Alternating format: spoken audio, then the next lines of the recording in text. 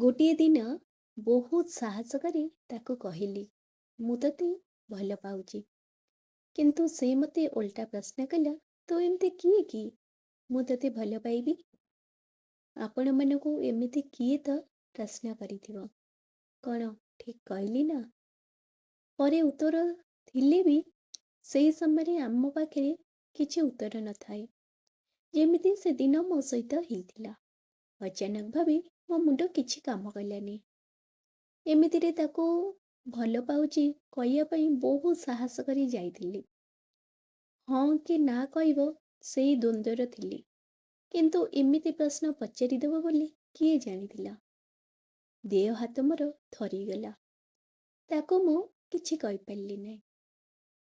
ଆଉ ତାକୁ କହିପାରିଲି ନାହିଁ କି ସେ ମତେ କଣ ପାଇଁ ଭଲ ପାଇବ, କଣ ପାଇଁ ମୁଁ ତା ପାଇଁ ଖାସ୍, କଣ ପାଇଁ ସେ କେବଳ ମୋର।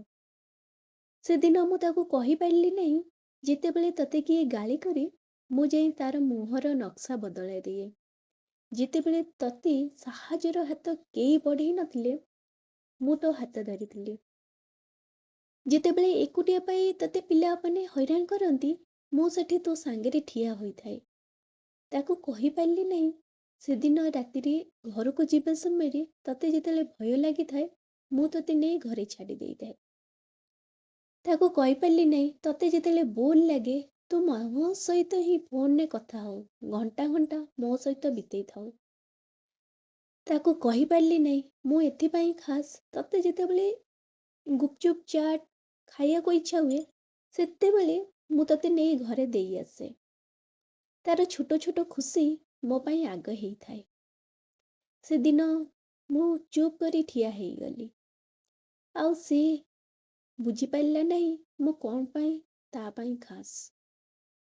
ସେ ବୁଝିପାରିଲା ନାହିଁ ସାଙ୍ଗ ହେଇ ମୁଁ ତା ସାଥିରେ ସବୁବେଳେ ସବୁ ପରିସ୍ଥିତିରେ ଥିଲି।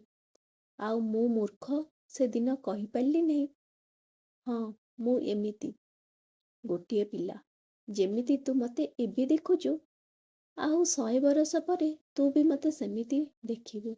ଆଉ ମୋ ଭଲ ପାଇବା ଆଜି ଯେମିତି ପାଇଛୁ ସେମିତି ସେଦିନ ବି ପାଇବୁ। ସେଥିପାଇଁ ମୁଁ ହଉଛି ଖାସ୍। ସେଥିପାଇଁ ତୁ ମତେ ଭଲ ପାଇବୁ। ମୋ ଭଳି ପିଲା ତତେ ଆଉ କେହି ବି ମିଳିବେ ନାହିଁ।